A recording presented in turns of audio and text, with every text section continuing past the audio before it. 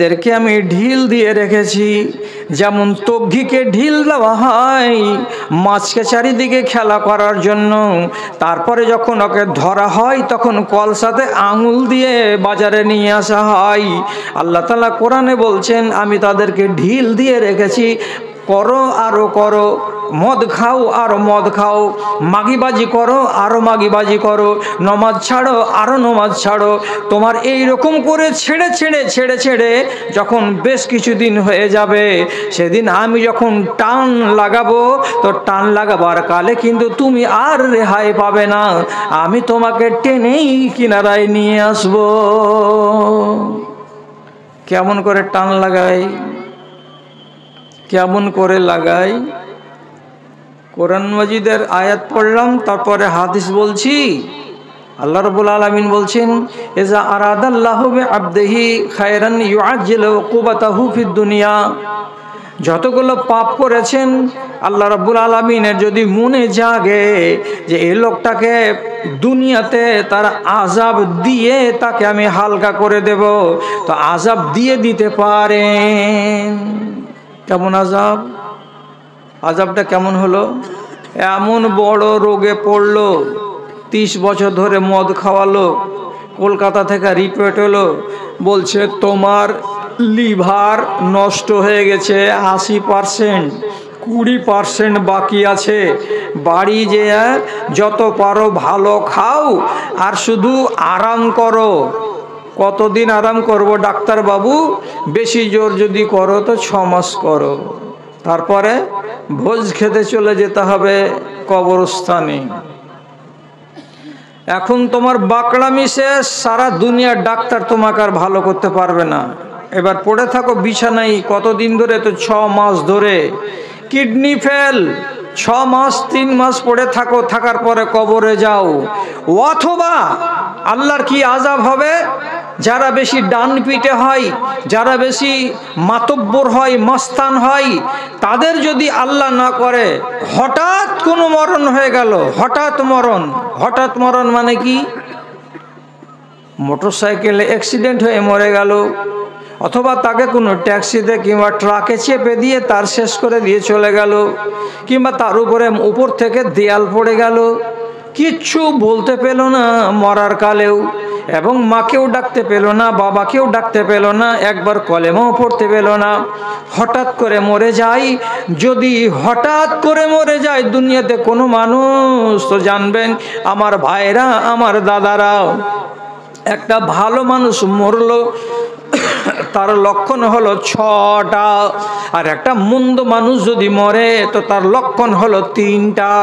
3টা লক্ষণের ভেতরে 1 নম্বর লক্ষণ হলো তাকে আল্লাহ তাআলা শান্তিতে 15 মিনিটে, 20 মিনিটে, 1 ঘন্টায়, 2 দিনে মরণ দেবেন না, ওকে হঠাৎ করে মরণ করে দেবেন। আর হঠাৎ করে যদি মরণ হয়ে যায়, এটা হলো সবচাইতে বাজে মরণ। অ্যাক্সিডেন্ট হয়ে মরে গেল, রোডে পড়ে আছে, জ্ঞান নাই, পড়তে পড়তে জ্ঞান হারিয়ে গেছে। এবার ওর কানের কাছে আপনি আস্তে আস্তে বলেন তো লা ইলাহা ইল্লাল্লাহ, লা ইলাহা ইল্লাল্লাহ, ও তো হা করে তাকাইছে, এখনো লা ইলাহা পড়বে? তাহলে আল্লাহ এমন মরণ কেন দিলেন?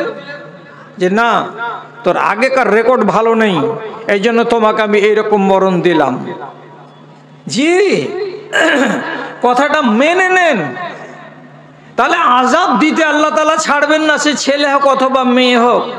যদি অপরাধী হয়, আল্লাহর আইনকে অগ্রাহ্য করে, আল্লাহর আইনকে না মেনে, তাহলে কত রকমের অপরাধী আমাদের দেশে আছে। এই করতে করতে করতে করতে শেষে ইমানটা কি হয়েছে? সাংঘাতিক কথা বলছি। এই গ্রামটার নাম কামডোল না? আমডোল না কামডোল? কামডোল। এই কামডোলের তীরমোহনী মোড়ে অনেক দোকান আছে, সকালবেলায় আলোচনা করবেন। যদি কোনো লোক বলে এই কথাটা মুলি সাহেবটা বেশি বলেছে, তাহলে এই দেশের যিনি আলেম আছেন আপনাদের কাছে বিশ্বস্ত, তার কাছে নিয়ে গিয়ে সার্টিফাই করাবেন।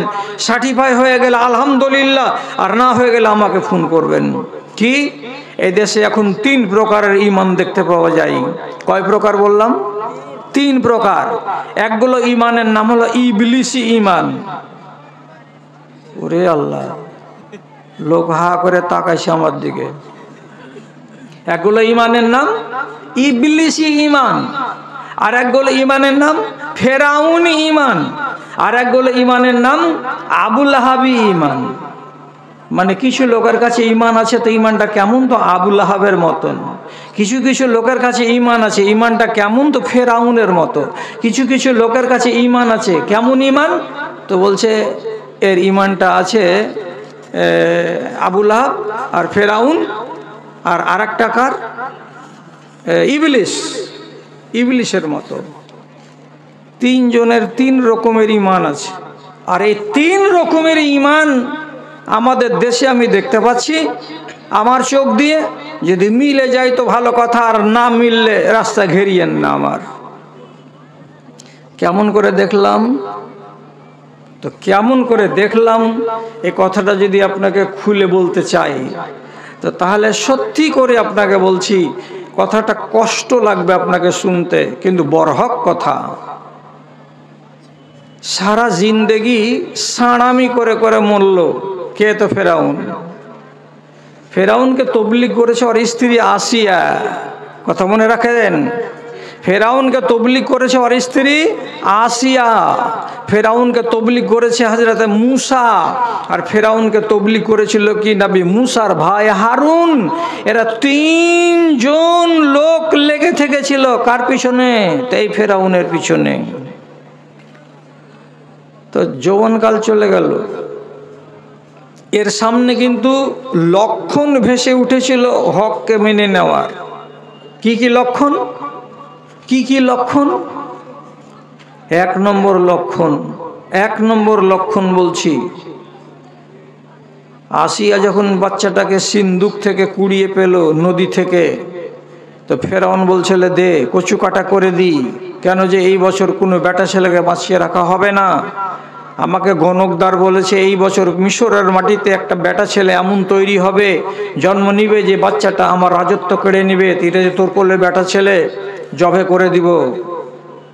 তো আসিয়া বলেছিল কুররাতু আইনিন লি ওয়া লাকা লা তাকতুলুহু, এই ছেলেটা বড় হতে গেলে তোমার চোখ জুড়াবে, আমার চোখ জুড়াবে, তুমি বন্ধা আর আমিও বন্ধা, আমাদের ছেলে পিলে নাই। এই শিশুটাকে যদি বড় করি তো আগামী দিনে আমাকে মা বলে ডাকবে, তোমাকে বাপ বলে ডাকবে, তোমার চোখ জুড়াবে, আমার চোখ জুড়াবে।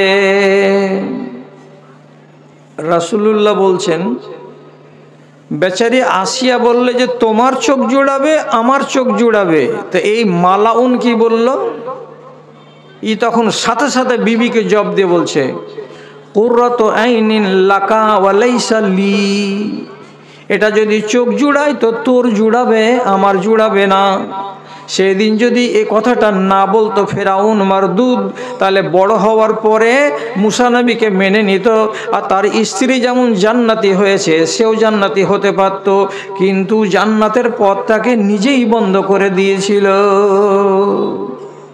মানেননি। এবার যখন বড় হলো নবী মূসা, ওকে তাবলীগ করতে এলো, এই করো আর সেই করো, তো তখন বললো এই আমার বাড়িতে বড় হয়েছিস, হয়ে ফের আমার সামনে এসব কি কথা তুললি, যেখানে বাঘের ভয় সেখানে সন্ধ্যা হয়, তোকে আর তোর সম্প্রদায়কে দেখে নিতে পারবো এতখানি ক্ষমতা আল্লাহ তাআলা আমাকে দিয়েছে, দেখবা তো কি দেখবা। তো আল্লাহ তাআলা মূসা নবীকে একটা মুজেজা দিলেন। মুজেজাটা কি, তখন লাঠি, যেখানেই যাবেন লাঠি কেনা হাতে, লাঠিকে যদি হাত থেকে শুধু জমিনে ছেড়ে দেন সাথে সাথে সাপ হয়ে যাবে, হাতে যদি খপ করে ধরেলেন তো একদম ডান্ডা হয়ে যাবে। একদিন জিজ্ঞেস করে বলছে এই তুই যে আল্লাহর বান্দা, আল্লাহর বান্দা, আল্লাহর নবী, আল্লাহর নবী করছিস, তো তোর কাছে কি প্রমাণ আছে? ওর চোখের সামনে লাঠিখানাকে যেমনি ফেলে দেওয়া, একবারে আলাদ সাপের মতো কালো হয়ে এমনি করে ফনা তুলে দাঁড়িয়ে গেছে। আর যেমনি ফনা তুলে দাঁড়িয়ে যাওয়া, ফেরাউন বলছে ওরে সুবহানাল্লাহ, কত বড় জাদুঘরের বেটা জাদুঘর, জলদি করে সাপকে হটা। নবী মূসা সাথে সাথে ফেরাউনের ভয় দেখে খপ করে যেমনি হাত দিয়ে ধরলেন, লাঠি হয়ে গেল। সাথে সাথে বলছে তোরকে আঁক আল্লাহ তাআলার কি দিয়েছে। তখন নবী মুসা আলাইহিস সালাতু ওয়াস সালাম নিজের ডাইন হাতখানা এমনি করে বগলে লাগালেন, আর বগলে লাগাবার সাথে সাথে এমনি করে যেমনি বের করবেন হাত দিয়ে জিরো বল্বের মতন পিলিক পিলিক পিলিক পিলিক করে হাতটা জ্বলতে থাকবে জ্বলতে থাকবে জ্বলতে থাকবে। বলছি এটাও মুজিজা নয়, এগুলো সব জাদু। তো বলছে জাদু, তো তোর দেশে জাদুকরটিকে ডাক, কত বড় সিয়ানা আমি যদি জাদুকর হইতো। বলছে হ্যাঁ আছে, আমার দেশে অনেক সিয়ানা আছে, তো ডাক। কোনখানে ডাকবে? যে আমার দরবারে ডাকবে। ওর দরবারে অনুষ্ঠান কায়েম হলো এই বিশাল বড় গলিতে।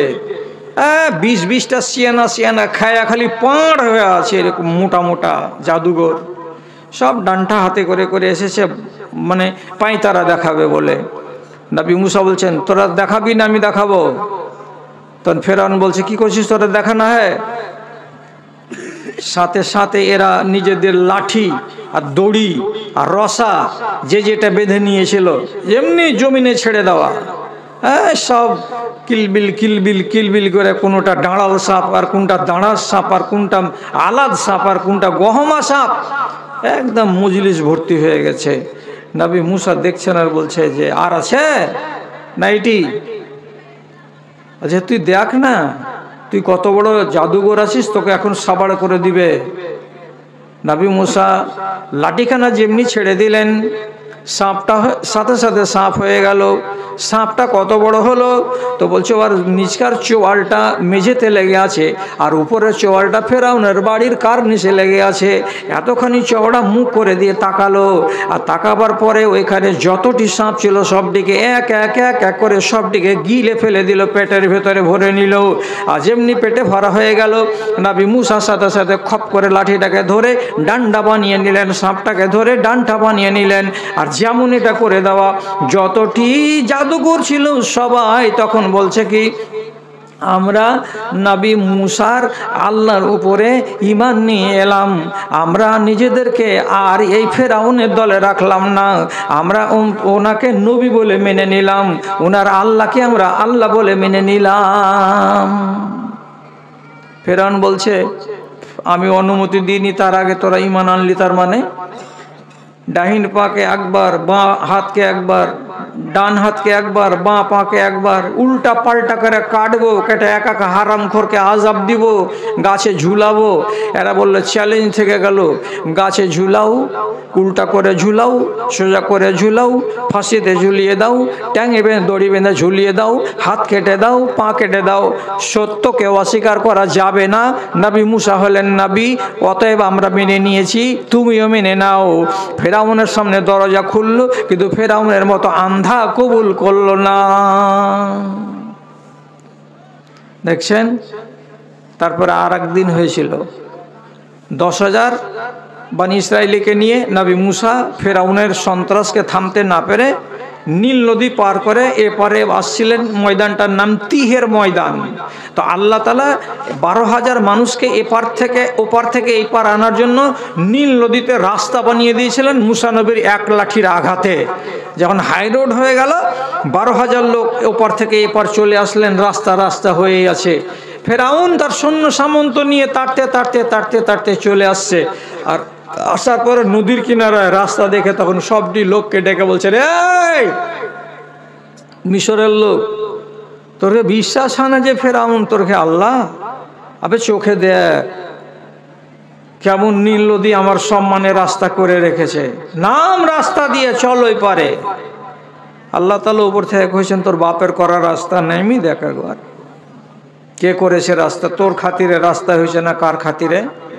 যেমনি মাঝখানে এসলো ফেরাউন এবং তার সৈন্য সামন্ত, আল্লাহ কোরআনে বলছেন ফাগরাকনাহু ওয়া জুনুদাহু, আল্লাহ রাব্বুল আলামিন বলছেন আমি তাকে এবং তার সৈন্য সামন্তকে সবটিকে চুপুর চুপুর করে, যেমন গমের জমিতে পানি খালে ভরে দিয়ে ইঁদুরকে মারা হয় অমনি করে সবটিকে নীল নদীতে মেরে সাবাড় করে দিলাম। যখন সাবাড় করে দেওয়া হলো, যখন দম যাচ্ছে ওই ফেরাউন জল্লাদের, যখন দেখছে আর কোনো উপায় নাই, তখন পানি খেতে খেতে উপর দিকে মুখ করে একটা কথা বলেছিল। কথাটা কোরআনে লেখা আছে, আমান্ত বিল্লাজি আমানাত বিহি বানু ইসরাইল, আমি ওই আল্লাহর উপরে ঈমান আনলাম যেই আল্লাহর উপরে বানি ইসরাইল কওমেরা ঈমান এনেছে। কার উপরে ঈমান আনছে? ওই আল্লাহর উপরে ঈমান আনছে যেই আল্লাহর উপরে বানি ইসরাইলেরা কি করেছে? ঈমান এনেছে। এখন ডুববার কালে ওকে বলা হচ্ছে, আরে তুই আল্লাহ যে, তো ডুবছিস কেন? বলছে রিজাইন দিয়ে দিন, আল্লাহ আর থাকবো না। কি করবা তাহলে? এবার মুসা নবীর আমি কম হয়ে থাকবো, আর মুসা নবীর আমি উম্মত হয়ে বাঁচবো। আমি এখন আল্লাহ তাআলার কাছে নতি স্বীকার করে বলছি, আমি তোমার উপরে ঈমান আনলাম যার উপরে বানি ইসরাইলেরা ঈমান এনেছে। তাহলে যার সারাটা জিন্দেগি ফাজলামি করতে করতে আর মাতব্বরি করতে করতে আর সাঁড়ামি করতে করতে কেটে গেল, যখন দম যাওয়ার টাইম এলো তখন বলছে আমি আল্লাহর উপরে ঈমান আনছি, আমি বানি ইসরায়েলরা যাকে বিশ্বাস করেছি এক আল্লাহ বলে, তাকে আমিও এক আল্লাহ বলে বিশ্বাস করছি। তাহলে কোন কালে এই ঈমান আনছে? দম যাওয়ার কালে। দম যাওয়ার কালে। আপনি বলুন, এই ঈমানটা ও তো ঘোষণা করেই দিয়েছে মুখে যে আমানতু বিল্লাজি, ও তো মুখ দিয়ে বেরিয়েই গেছে যে আমি ওর উপরে ঈমান আনলাম যার উপরে বানি ইসরায়েলরা ঈমান এনেছে। তাহলে এই ঈমান দুয়ানা ঈমানে ও নাজাত পাবে? ওকে আল্লাহ তাআলা ছেড়ে দিবেন? রেহাই হবে? দুয়ানা ঈমানে মরবার কালে ওষুধ খেলে রোগ ভালো হবে না, শরবত দিয়ে কাজ হবে না। আল্লাহ তাআলা পরিষ্কার করে আদেশ করলেন জিবরিলকে, এবার মুখে কাদা ভরে দে, যাতে আর দ্বিতীয়বার বলতে না পারে যে আল্লাহ আমি তওবা করছি। জল্লাদের অবস্থাতে কবরে চলে গেল। আপনার ঈমানকে আমি ওর সাথে তুলনা কেন দিতে গেলাম? এই জন্য দিতে গেলাম, বয়স কত? 40 বছর। কয়টা ছেলের বাপ? তো 5টা ছেলের বাপ। যদি জিজ্ঞেস করা যায় নমাজ পড়েন, বলছে মুলি সাহেব এখনো নমাজ ধরতে পারিনি, ধরে নিব। আরেকজন লোককে বলছি এমনি করে মোটা কুমিরের মতো হয়ে আছেন, আর ক্যাশ বাক্সের কাছে বসে আছেন। দোকানে সারাদিনে চা বিক্রি হয়, খাস্তা বিক্রি হয়, বিড়ি সিগারেট বিক্রি হয়, কত টাকা কামাই হয়? তো বলছে 1500 টাকা করে দিন ইনকাম হয়। আপনি নমাজ পড়তে যান, বলছে যেতে পারি না। কেন পারেন না?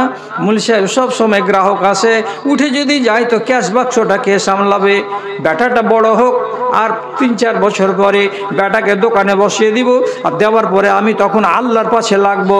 আপনার বয়স কত? তো বলছে 40 বছর। 15 বছর পরে বয়স কত হবে? তো 55 বছর। ওয়াদা করছে আল্লাহর সাথে কেমন? এখন পারা যাবে না, ব্যস্ততা আছে, ছেলে মানুষ হয়নি, এখন ক্যাশ বাক্স সামলাইছে। আর দুধের সসপ্যানের গায়ে বসা বসা চাঁছি খেয়ে খেয়ে খেয়ে খেয়ে খেয়ে কুমির হয়ে আছে, চ্যাপ্টা হয়ে। ওর সামনে আজান পড়ছে, ডন্ট কেয়ার। আজান তো রোজই হয়, নমাজের ধার ধারে না, রোজার ধার ধারে না, ইবাদতের ধার ধারে না। এই পাকা কুমড়ো এই যে বসে আছে দোকানে, এই লোকটা এইবার যদি 55 বছর বয়সে আল্লাহ রাব্বুল আলামিনকে ধরতে যাই, তো এদিককার যত নমাজ ছাড়া পড়লো সেই নমাজটির কি হবে? আপনি একবার আল্লাহর ওয়াস্তে একটা কোনো জবাব দিয়ে দেন তো ভাইজান, একটা কোনো জবাব দিয়ে দেন, আপনি কি হবে নমাজটির? একটা লোক হয়েছে আল্লাহকে মাফ করে দিবে, তো দুনিয়াতে মাফ করার লেগে লোক নেই, এ গজুয়াকে আল্লাহ মাফ করবে? এটা হবে না। আর কোনো জবাব থাকে তো বলেন। আর কি হবে? এতদিনের নমাজ ছাড়া পড়ে গেছে, আর কি হবে? হাদিসে আছে, এটা কথা আপনাকে শিখিয়ে দিচ্ছি, যেটি নামাজ ছুটে গেছে ওটিকে কাজা করা যাবে না।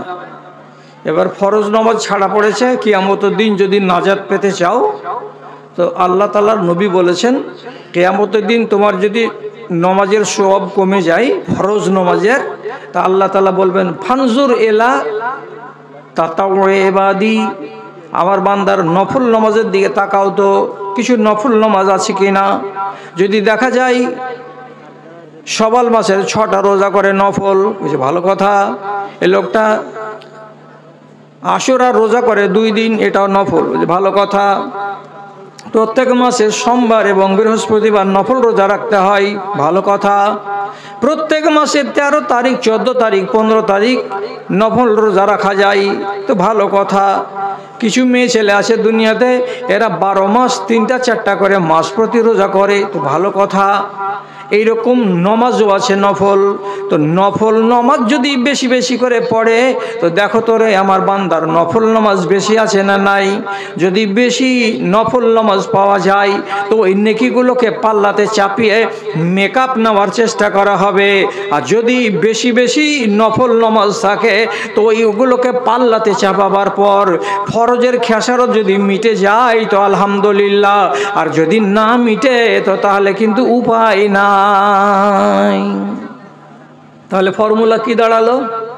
আপনাকে নমাজ যেটি ফরজ সেটি তো পড়তেই হবে। বিগত দিন নমাজগুলোকে যদি আপনি মেকআপ করতে চান, তো আপনাকে নফল নমাজ বাড়াইতে হবে। নফল নমাজ কতটি পড়তে পারবেন?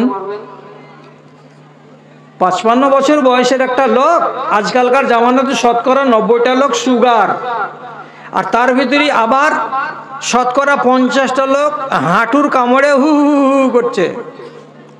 একটা মানুষের শরীর বাত ব্যথা থেকে খালি নাই, হাঁটুর কামড় আর পিঠের কামড় আর সিদ্ধাটার কামড় থেকে।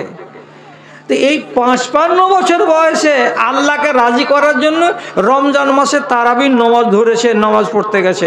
ফরজ 4 রাকাত আরামে হয়েছে, তারপরে তারাবি যে চলবে আহলে হাদিসের মসজিদে, তো রকেট চলবে, এক্সপ্রেস চলবে না।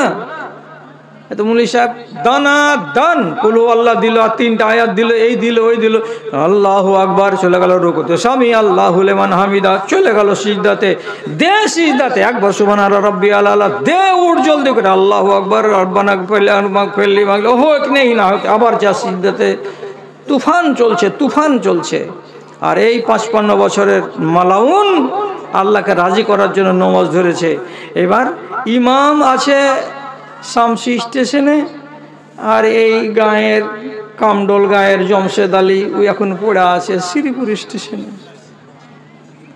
রুকু থেকে উঠে কোমর সোজা করে সিজদাতে যাচ্ছে, তৎক্ষণে ইমাম সাহেব পহিলা সিজদা থেকে উঠে গেছে। তারপরে দ্বিতীয় সিজদাতে যখন যাচ্ছে, তখন ওই সিজদাটাই আর প্রথম হয়েছে আর ইমামের দ্বিতীয় হয়েছে। তারপরে উঠে যে ইমাম সাহেব ফের আলহামদুলিল্লাহ শুরু করে দিয়েছে, তখন পর্যন্ত কোঁকাইছে, আর তারপরে উঠছে। এই করে পিছে পিছে পিছে পিছে ওই চলছে হাওড়া ফকিরবাহার ট্রেনের মতন করে। এক সালাম ফিরে দেওয়ার পরে ডাহিন ভাই তাকাইছে, তাকার পরে আর উঠে না। আর 2 রাকাত চলে গেল, তখন ওর পোতা বলছে, দাদু আর নামাজ পড়বি না? হ্যাঁ, কিছু তোরা পড়, আমি আর চলতে পারি না। তো তুই যে কহেছিলি 4 দোকানে তীরমোহনীতে আমের গাছের তলায়, বয়স বাড়ুক, আল্লাহকে ধরবো, তো এমন করে ধরবো যে এবারে দাঁত কামড়ি দিয়ে ধরবো, তো ধর, কই তোর নামাজ? আল্লাহ রাব্বুল আলামিন বলছেন, সভাপতির দিকে তাকান, আমি বেচারিকে চিনি না, তবে দেশের মানুষ নিশ্চয় জানা আছে কথাগুলো। আল্লাহ তাআলা বলছেন, ওয়া মান নুআম্মিরুহু নুনাক্কিসুহু ফিল খালকে আফালা ইয়াকিলুন। দুনিয়াতে যাকে আমি বয়স বেশি দিব রে, তাকে আর একবার আমি 1 বছরের শিশু বানাবো, আর 1 বছরের শিশু বানাবার পর তাকে কবরে ভরবো, তাছাড়া আমি কবরে ভরবো না। কেমন কথা? যাকে আমি বয়স বেশি দিয়ে দিলাম 60, 65, 70, আল্লাহ কি বলছেন? আবার তোকে মরবার আগে 1.5 বছরের শিশু বানাবো, বানিয়ে তোকে কিছুদিন বাঁচিয়ে রাখবো, তারপরে তোকে কবরে ডাকা হবে। বলছে এই আল্লাহ, তুমি আমাকে 1.5 বছরের শিশু বানাবে কেন, তো বুঝতে পারলাম না। ভালো করে বুঝেন, ভালো করে বুঝেন আমার ভাইরা, আমার বন্ধুরা, আমার প্রাণের বন্ধুরা, কথাটাকে কত মূল্যবান আল্লাহ তাআলা বলছেন। 1.5 বছরের শিশু, তাকে যদি আপনি 500 টাকা দামের একটা প্যান্ট পরিয়ে দেন, আর 4 বার করে ওর কানে কানে যদি ওর মা বলে ব্যাটারে ঝাড়া ফিরিস না, ব্যাটারে প্যান্টটাতে ঝাড়া ফিরিস না, ঝাড়া ফিরা লাগলে তুই একটু খালি কোকাবি আর আমাকে কবি না, তো প্যান্টটা খারাপ হয়ে যাবে। তোর বাপ মেলে টাকা দিয়ে প্যান্টটা কিনে এনেছে। 20 মিনিট পর ওর মা যদি ওকে ডেকে এনে কয়ে পাছা দেখি রে, মাল পড়ে বোঝে আছে। ও কি জানে যে এটা 250 টাকা দামের প্যান্ট আমি খারাপ করলাম কেন? ওর তো জ্ঞান নেই। ওকে খিদা লেগেছে, ওর মুখ ফুটে না, তখন কি ওরে মা আর না তো বেশি করে মা মাম পানি খাবো, বেশি কথা নাই। আর যদি এগুলো কথা কেউ বুঝতে না পারে তো খালি কাঁদবে, শুধু কাঁদবে, যেহেতু বলি এখনো আসেনি। আপনার যখন 65 বছর বয়স হয়ে যাবে, 1.5 বছরের মতো বাচ্চা বানাবেন আল্লাহ তাআলা, তার মানে কি আপনি হয়ে যাবেন দুর্বল। বাচ্চাটা যেমন দুর্বল, বাচ্চা যেমন দাঁড়াতে পারে না, আপনি তেমন দাঁড়াতে পারবেন না। বাচ্চা যেমন মুখে কথা বলতে পারবে না, তেমনি আপনিও নিজে বিছানায় পড়ে পড়ে কথা বলতে পারবেন না। বাচ্চা যেমন খাবার চাইবে তো গঙ্গার মতো করবে, তেমনি আপনি চকিতে পড়ে পড়ে খালি পোতাবাহুকে ডাকবেন আর বলবেন কুণ্ঠে গেলি গে সলেম, রুটি গালা 2টা দিন আগে, রুটি গালা 2টা দিন আগে। সারাদিন খালি ভিক্ষা চুলি মাঙা করে মাংতে থাকবেন। আর বাড়ির লোকেরা অত বেশি খাবার দিবে না, কেন যে একটা বউ যদি দয়া করে রুটি দিতে যায় তো আর একটা বউ বলবে বুঝিস না, বুঝিস না, বেশি করে ওই বুড়াকে খাওয়াইস না, যত খাওয়াবি তত বুড়া হাঁকবে। খানা মেপে দিবে আপনাকে। আর বড় কথা হলো এটাই, আপনি হিসাব রাখতে পারবেন না। যখন পিসাবের সময় লাগবে আপনি কাউকে ডাকবেন না যে পিসাব করা লেগেছে রে আমাকে উঠা। লুঙ্গিতে পিসাব করে চুপচাপ টুকুর টুকুর করে তাকাবেন। অনেক দিন লুঙ্গিতে পায়খানা করে দিয়ে চুপচাপ পড়ে থাকবেন বিছানায়, কিচ্ছু বলার থাকবে না। বেটারা কতদিন টানবে, বউগুলোকে বলবে তোরা টেনে দে, তোরা টেনে দে। আর যদি ওরা বেচারারা পরের বেটি টেনে দেয় তো যেখানে সেখানে গিয়ে বলবে বুবু গে লাড়ি আই লাগালোগে, বুবু পিন্ডা কালি হয়ে গেল গে, বুবু বুড়া মরতেও মরে না, ঘাটা ছাড়ে না। বলবে না? কোন বয়সে পড়েছ? বুড়াতি বয়সে। কি বললেন আল্লাহ? তোকে আর একবার 1.5 বছরের শিশু বানিয়ে তারপরে কবরে নিব। আর তুমি আমাকে কি বলছো বট গাছের তলায়? বলি সাহেব নামাজ ধরবো। কতদিন পরে ধরবে? তার 15 বছর পরে ধরবো। এ সমস্ত ওয়াদার কপালে জুতা মেরে দিতে হবে। হ্যাঁ, এটা ওয়াদা মুসলমানের। ফেরাউন যেমন সারা জিন্দগি খেলা করে মুরবার করে বলছে তোমার উপরে ঈমান আনলাম, ওই ঈমান যেমন তার কাম দিল না। আল্লাহ রাব্বুল আলামিন বলছেন আলিয়াউমা নুনাজ্জিকা বিবাদানিকা, এ ফেরাউন তোর মতন হারামখোরকে আমি সারা দুনিয়ার মানুষের সামনে সুরক্ষিত করে রেখে দেব। পোকাতে তোকে খাবে না, পানিতে তোকে খাবে না, কোনো মাছিতে কোনো কীড়া মাকুড়াতে তোর গায়ে খাবে না, তোকে এমনি করে আমি রেখে দেব। আজ পর্যন্ত আল্লাহ রাব্বুল আলামিনের গজব তার উপরে নাজিল হলো যে নবীর যুগ থেকে 2200 বছর আগে ফেরাউন মারা গেল। সেই ফেরাউনের লাশটা আজকেও মিশরের মিউজিয়াম ঘরে তাকে রাখা আছে। আমচুর যেমন শুকিয়ে গেলে একদম মাংসগুলো জড়ো জড়ো হয়ে যায়, তেমনি ফেরাউনের মুখ, দাঁত, চোখ, হাত, পা, মাংস সবই আছে, ঠিকঠাক হয়ে আছে। বিশাল বড় একটা কাঁচের বাক্সতে রাখা আছে। ও শুকিয়ে শুকিয়ে আমচুর হয়ে আছে। আজ পর্যন্ত কোনো পোকাতে তার দেহকে খায়নি, আজ পর্যন্ত তার দেহগুলোকে কোনো হাড় হাড্ডিগুলোকে পোকাতে খায়নি। আল্লাহ তাআলা কোরআনে বলছেন খাবে না। এটা কেন রাখলাম? তো সারা দুনিয়ার মানুষকে দেখাবার জন্য রাখলাম। কি বলে? যারা আমার সঙ্গে বাকড়ামি করবি রে তো তাদের পরিণাম ফেরাউনের মতো হবে রে।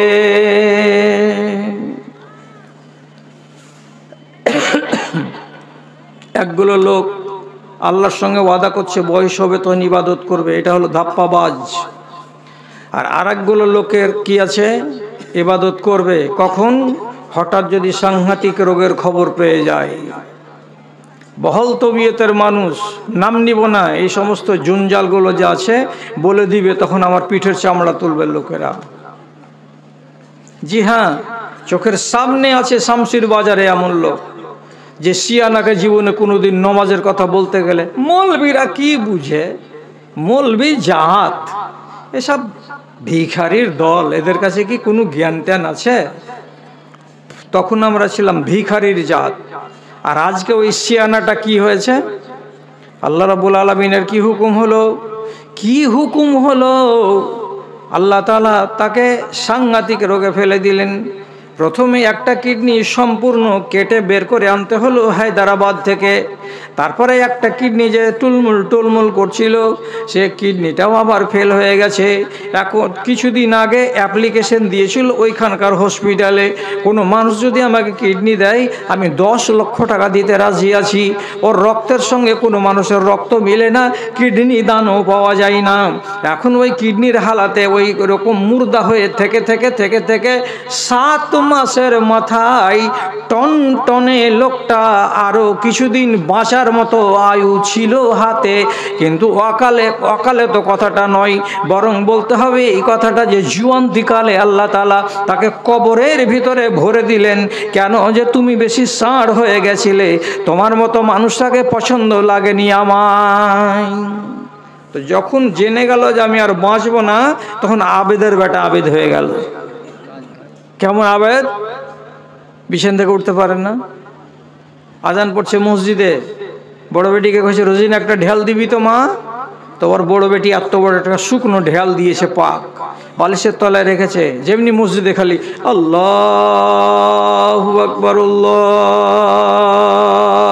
আকবার, আজান শেষ হয় না তার আগে আগে আবেদের বেটা আবেদ বালিশের তলা থেকে ঢেলটা বের করে এমনি করে তায়াম্মুম করে, মসজিদে এখন সুন্নাত চলছে, আর আবেদের বেটা নিজের বিছানায় শুয়ে আল্লাহু আকবার বলে জামাত খাড়া করে দিচ্ছে, দিয়ে ঘরে নামাজ পড়ছে। আর ঘরে এক ওয়াক্তের নামাজ ছাড়ে না, শুয়ে সুবহানাল্লাহ করে তেঁতলের বিচি গুনছে। কত ভালো কথা। আগে নামাজ পড়েছিলে যে তখন খেয়াল হয়নি মৌলভী সাহেব, আগে তুমি রোজা রেখেছিলে যে তখন তো এগুলোকে গুরুত্ব দিইনি মৌলভী সাহেব, এখন কোনটা টাইম? তো বলছে কবরে যাওয়ার টাইম। তাহলে তোমাকে বঞ্চিত করা যাবে না, তুমি যদি পারো তো আল্লাহকে বলো, দোয়া করো, আল্লাহর মন যদি জাগে তো মাফ করে দেবে, আর আল্লাহর মন যদি না চায় তো মাফ করা যাবে না। অতএব তুমি তোমার কাজ করো, আল্লাহর কাজ করবেন। এবার পরেশগার হয়ে গেল। কতদিন পরেশগারি থাকলো? তো বলছে 1.5 থেকে 2 মাস থাকলো।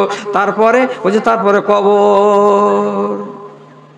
কত পরেশগার হয়েছে। আর বেটি উঠিয়ে ঘাড় খান ধরে গেছে, বাপু ওষুধ দেখে এলাও।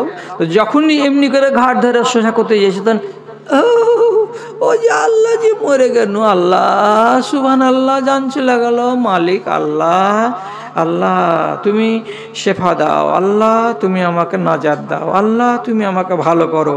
এগুলো সবটি বাংলাতে দোয়া। আল্লাহু আকবারটা তো দোয়া, সুবহানাল্লাহ তো দোয়া।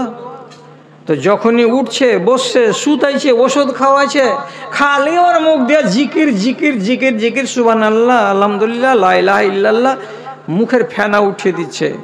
এটাকে এইগুলো হচ্ছে এক ধরনের চিটিং বাজ আবেদ।